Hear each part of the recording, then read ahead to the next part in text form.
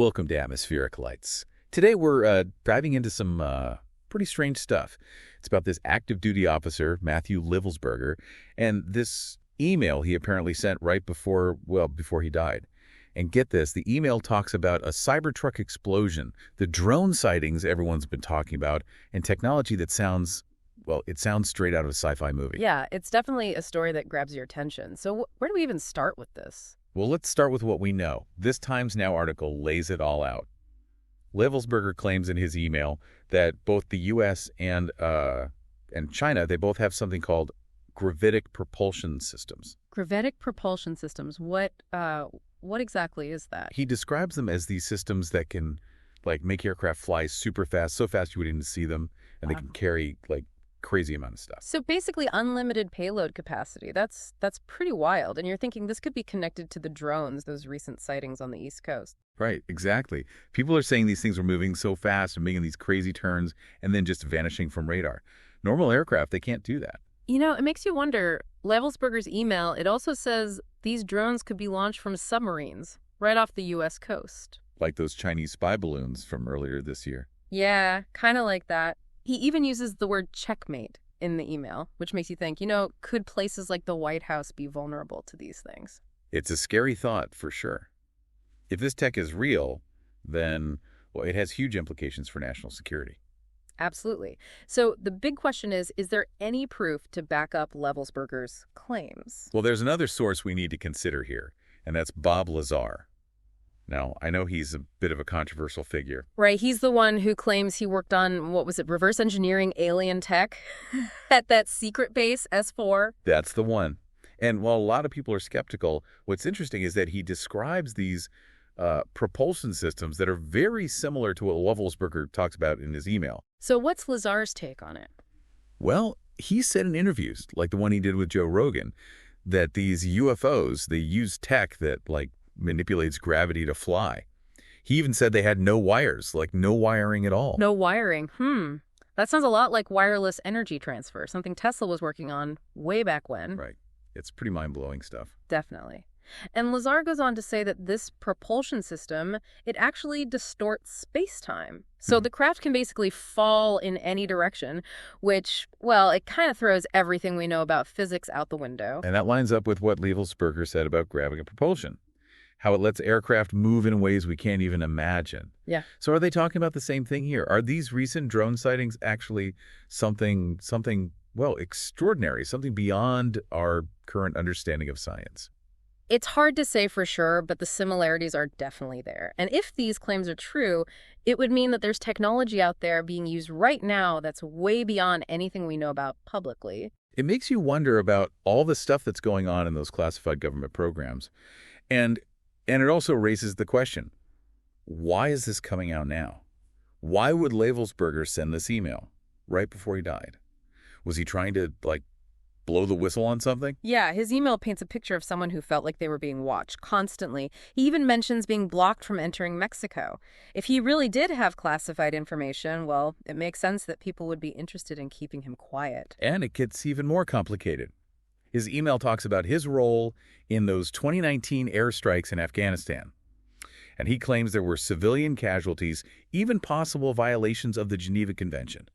Could that have been, weighing on him? Did it push him to share this information? It's definitely possible. The whole email reads like a desperate attempt to tell the truth no matter the cost. And he clearly believed there was a cost.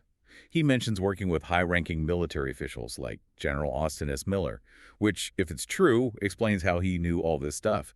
But then, why send an email? Why not go through official channels? Right, that's a good point. It's like he felt trapped, like he had no other choice, like he had to get this information out there, even if it meant putting himself at risk. We'll dive more into Livelsberger's motivations and what all this means after a short break. But before we do, let's talk about whether these gravitic propulsion systems are even possible. Is manipulating gravity, is that even scientifically plausible? Or are we talking pure science fiction here? Well, that's where things get really interesting. You see, the scientific community is still trying to figure out gravity. Einstein's theory, general relativity, it says gravity is like a curve in space-time, caused by mass and energy. Now, manipulating space-time to control gravity, like Lazar says, it's theoretically possible. But actually doing it, well, that's still mostly in the realm of speculation. So the idea of gravitic propulsion is fascinating, but the science behind it, it's still a big mystery. Are there any areas of research, any scientific principles that could give us clues about how this technology might work? Some physicists believe that breakthroughs in quantum mechanics, specifically in areas like quantum entanglement and how particles behave at the subatomic level, those could be the key to manipulating gravity. Lazar also mentioned something called amplifying gravity waves. Are gravity waves something we can actually control? Well, gravity waves are these ripples in space-time caused by really massive objects accelerating. We've only recently been able to detect them, which was a huge deal because it proved Einstein's theory. But amplifying them, controlling them, that's beyond our current capabilities. But Lazar's claims, even if they're just speculation, they make you think. If this kind of tech exists, what does it mean for how we understand physics? Could it be that our models of the universe are just incomplete? It's definitely possible. Throughout history, scientific breakthroughs have always challenged what we thought we knew. If gravitic propulsion is real, it would force us to rethink our fundamental understanding of physics and open up whole new areas of research. Let's circle back to the drone sightings. If these objects are using gravitic propulsion, how does that change the threat they pose? Well, think about it. Our air defense systems, they rely on radar and other tech that detects objects based on their physical properties and how they move. But if something can manipulate gravity to become invisible and fly in unpredictable ways, those systems wouldn't stand a chance. Levelsberger using the word checkmate. It's pretty chilling. It's like he's saying these drones could just bypass our defenses and hit any target they want. If that's true, it would be a game changer. It would mean even the most secure locations are vulnerable, and that could lead to a very dangerous new kind of warfare. What does this mean for national security? If our adversaries have this technology, how can we even defend ourselves? It would require a complete overhaul of our defenses. We'd need to invest in new tech that can detect and counter these threats. Levelsberger also said China has this tech.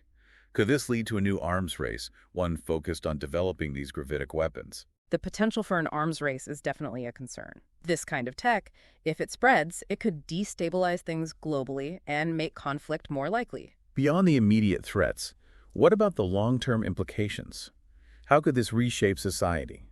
The possibilities are mind-boggling. Imagine how it could change transportation, space travel, even energy production, if we could harness gravity as a power source. It sounds like something out of a movie. But if these claims are true, we could be on the brink of a technological revolution, something unlike anything we've ever seen. A revolution like that would bring amazing opportunities, but also huge challenges. We'd have to think carefully about the ethics of it all and put safeguards in place to make sure this technology is used responsibly. Levelsberger's email, whether it's real or not, it's definitely made us think. We're suddenly facing the possibility of a future where war is fought with tech that seems like it's from science fiction. And it's a reminder that we can't afford to sit back and relax. We need to be ready for anything, to be able to adapt, to think in new ways if we want to handle the challenges and the possibilities that are coming our way. Thanks for joining us on this deep dive into the strange world of atmospheric lights. The questions Levelsberger raised in his email, they're going to stay with us long after this is over. We encourage you to keep digging into this, do your own research, ask questions, and be part of the conversations that are shaping our future. It really makes you wonder what we don't know, right? I mean, if this technology is real, if it's actually out there. It kind of shakes up everything, doesn't it? Like, what does it mean for the things we think we know about physics, about the universe? Exactly. And that brings us back to the recent drone sightings. If these things are really using gravitic propulsion, it changes the whole game, the whole threat level. You said earlier that our current defenses might not even work against this kind of tech. Right, because think about it. Our radar systems, they're designed to pick up objects based on how they reflect signals.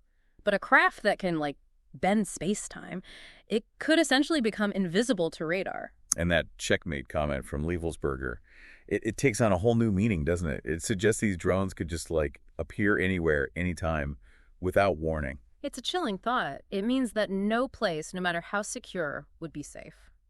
So what can we do about it? I mean, if this is real, if this is the kind of technology we're up against, how do we even begin to defend ourselves? Well, the first step is admitting there's a problem, right? We can't just ignore it or pretend it's not happening.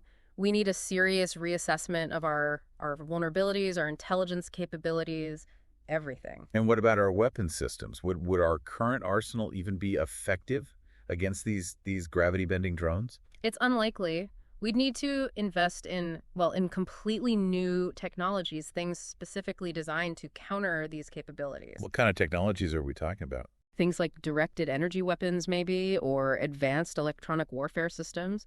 We might even need to think outside the box entirely, come up with concepts we haven't even imagined yet. But developing that kind of technology, it takes time, it takes resources. Can we catch up if our adversaries are already ahead of us in this game? It would be a huge challenge. We'd need to work together, share information and resources with our allies to speed up the process. But even if we can develop defenses, it doesn't solve the bigger problem, does it? I mean, the potential for things to escalate, for something to go wrong, it's terrifying. Exactly. That's why diplomacy is so important here. We need to be talking to other countries, especially China, to establish some ground rules, some way to prevent this from turning into an all-out arms race. But how do you even start that conversation?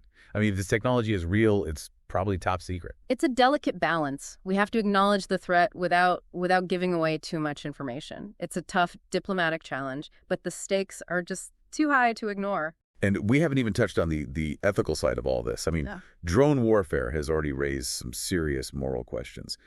But gravitic weapons, that's a whole other level. The potential for misuse is huge. Think about what could happen if these weapons fell into the wrong hands. It's crucial that we establish some ethical guidelines, some international agreements to make sure this technology, if it exists, is developed and used responsibly. Livelsberger's email, it's a real wake-up call. Whether it's true or not, it's forced us to confront a future where war might be fought with technologies that seem like something out of science fiction. It's a reminder that we need to be prepared, we need to be adaptable. The world is changing, and we need to be ready to change with it. It really is a whole new world we're talking about, isn't it? And it's hard to even wrap your head around what it all means, what it could mean for the future. Yeah, it's like, where do you even begin to prepare for something like this? It's like trying to fight a ghost, something you can't even see. And that's the challenge, isn't it? If we're dealing with technology that can literally defy our understanding of physics, then our old ways of thinking about defense, about strategy, they just don't apply anymore. So what do we do? Do we just throw up our hands and say, well, there's nothing we can do? Absolutely not. Giving up is not an option. But it means we need to be smarter, more adaptable. We need to start thinking about defense in completely new ways. What does that even look like? I mean, what kind of defenses could possibly stand up to something that can manipulate gravity? Well, for starters, we need to get serious about investing in research and development. We need to be pushing the boundaries of science, exploring every possible avenue, every new technology that could give us an edge. But research takes time. And it sounds like we might be running out of it. True. Which is why we also need to be looking at what we can do right now with the technology we already have. Things like improving our early warning systems, strengthening our cybersecurity, making our infrastructure more resilient. It sounds like we're talking about a fundamental shift in how we think about national security. Exactly. It's not just about building bigger bombs or faster planes anymore.